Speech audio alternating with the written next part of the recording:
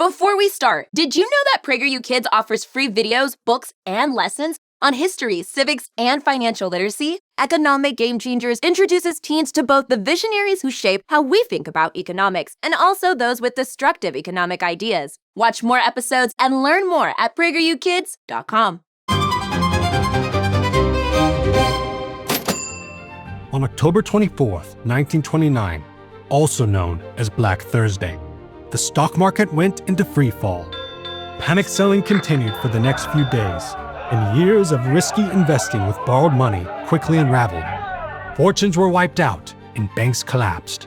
With no money left to borrow or spend, businesses across the country laid off workers en masse as despair and hopelessness filled the streets. Intellectual elites like John Maynard Keynes pushed for aggressive government intervention to restore economic activity. They would get their wish in 1933. In June of that year, President Franklin D. Roosevelt signed into law the National Industrial Recovery Act, known as the New Deal. It massively increased government intervention in the economy, including spending billions of dollars to prop up farmers through subsidies and price controls, and to create jobs for the millions of unemployed. These jobs included planting trees and building roads to painting murals and writing screenplays. Supporters of the New Deal believed artificially raising prices and wages would increase demand for consumer goods, helping the economy to improve more rapidly. It was also in line with the prevailing attitude that the government and selected experts should intervene in the economy. This idea was playing out across the socialist East, like Soviet Russia and Nazi Germany, and in the liberal West, like the United States. One Austrian who observed all this with profound alarm was Friedrich Hayek. Today he's known as a fierce defender of classical liberalism and free market economics. But after fighting in World War I, he adopted progressive-era ideals, believing we should put economic planning in the hands of experts. Guided by rational scientific reasoning, they could prevent war and the destruction that comes with it. Then, in 1921, Hayek began working under Ludwig von Mises, initially clashing with Mises's free market position. It wasn't until after reading Mises's Socialism, an economic and sociological analysis, that he eventually came to agree with his teacher. It's genius. I say genius. Prices aren't arbitrary. They're signals compressing vast information on scarcity, production, and consumer preference into a number that anyone can understand and respond to. And any attempt to control them deprives competition of its power to coordinate individual efforts effectively. My work is done here. Hayek later joined debates against sophisticated socialists and worked with Mises to counter the socialist planning in Europe. Then came the clashes with John Maynard Keynes at the London School of Economics in 1931. Let government do the planning. They're the experts. They most certainly are not, Mr. Keynes. To prove that central planning was only a gateway to much bigger problems, he started with something called the knowledge problem. Hayek argued that the knowledge needed to organize a complex economy is dispersed among the decisions of millions of individuals, rather than concentrated in any single central planner. Think about it. Farmers know their soil conditions, shop owners know their customers, and customers know what products they prefer.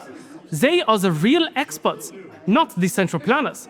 Hayek pointed out that only in a free market can individuals efficiently act on that knowledge. Furthermore, they can quickly shift resources when that knowledge changes or evolves. A system based on central planning can do no such thing. But the government experts Put the cork in it, Keynes. Building on the knowledge problem, Hayek saw that crucial social systems emerge naturally, rather than through any central design. Institutions such as language, money, markets, and legal traditions developed gradually as populations experimented and adapted over time. Hayek called this idea Spontaneous order. It means you can't design society from a master blueprint. Societies function best when they allow people to experiment, adapt, and organize themselves spontaneously.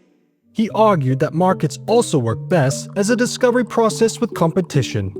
Some ideas fail while other ideas succeed, and that process helps markets discover what consumers want and what production methods work best.